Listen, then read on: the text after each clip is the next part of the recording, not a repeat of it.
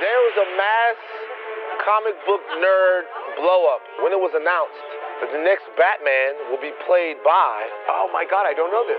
Robert Pattinson. And here we go.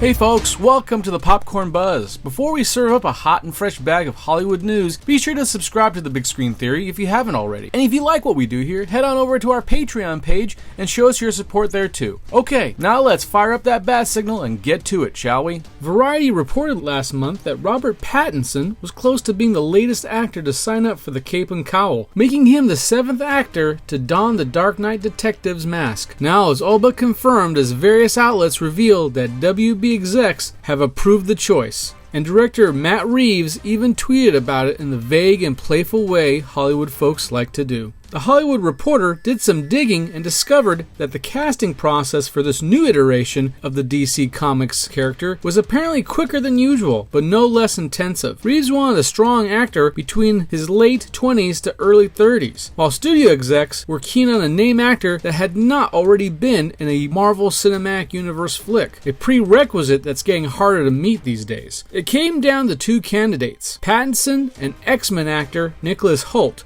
He's played Hank McCoy, aka Beast, for the franchise since 2011's First Class. The final decision was made after a taped screen test where both actors put on Christian Bale's old Batsuit from Christopher Nolan's Dark Knight films. Reeves in the studio ultimately preferred Pattinson, and a deal was worked out that included an option for 2 sequels, according to a Deadline report. As one would expect in our entitled internet fanboy age, there's already a petition by supposed Bat fans to take the role away from Pattinson. This has happened practically once every Bat era. When Michael Keaton got the Cape and Cowl, people whined. Luckily, the internet wasn't around when Mr. Mom was cast as the suave Bruce Wayne in a Batman movie directed by the guy who did the Pee-wee movie. The dissatisfied masses were no less vocal. Even the producer behind the 1989 adaptation, Michael Uslan, was very dismayed about the casting. Oh my God, Mr. Mom is Batman. What is happening to me?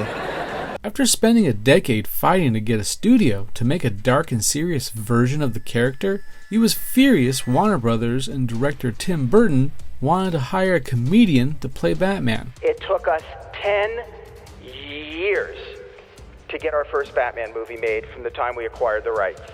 10 years of rejection. With the vivid memory of a campy character from a silly 60s kids TV show still fresh in the mind of most folks, Uslan was afraid his gritty vision was going to be ruined. But again, I was fortunate enough to be far too young at the time to be aware of the discourse. The 1989 film, by the way, celebrated its anniversary over the weekend. Holy passage of time, Batman! That movie is 30 years old! Interestingly enough, there wasn't any ruckus about Christian Bale's casting in the mid-2000s. Guess the fanboys had no qualms about an American Psycho playing Gotham's vigilante. But when Heath Ledger got the Joker gig for The Dark Knight, there was a lot of belly aching. The internet trolls and haters were just getting started in the late 2000s, and there was no avoiding the calls for recasting and boycotts. And we all know how that turned out. And we don't need to get into the grief given Batfleck in the most recent go-around. By the way, if all you know Pattinson by is his work as sparkly vampire heartthrob Edward Cullen from the Twilight series, maybe you should take a break from the DC Universe streaming service and watch something that isn't superhero related. And this is coming from an ardent superhero guy. Pattinson parlayed his fame into getting very interesting and challenging roles after his stint as a franchise star. If you haven't seen him in Cosmopolis, Lost City of Z, or Good Time, you are seriously missing out on some stellar films and performances. There were also reports that Matt Reeves' film will feature a pair of Bat villains we've seen before. The same duo we saw the last time Mr. Mom put on the Bat tights. Catwoman and Penguin are rumored to be the foil to Reeves' younger Caped Crusader. But with the option for 2 additional films, many have begun speculating on what this new trilogy might be inspired by. With Reeves' insistence that this will be tapping into the detective noir side of the character, the prime suspect has become an adaptation of the Jeff Loeb story, Batman: The Long Halloween, where the Dark Knight detective tries to stop a serial killer while contending with Gotham's underworld and various members covers of his infamous Rogues Gallery. It's set in the early days of the Bat's crime-fighting crusade, around the Year One continuity, and bridges his transition from battling primarily mobsters